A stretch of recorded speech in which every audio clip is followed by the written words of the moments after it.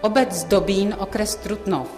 Zdobín je malá vesnička s prvky tradiční podkrkonošské architektury, která se nalézá v jihozápadní části okresu Trutnov v Královéhradeckém kraji v nadmořské výšce 400 metrů. Obec má dnes 109 obyvatel. Obec proslavila výroba skleněných vánočních ozdob, která zde započala v roce 1931 jako náhrada za skleněné perle zde vyráběné zhruba od roku 1900. Ve zdobínských obecních symbolech má důležité místo i symbolika výroby vánočních ozdob.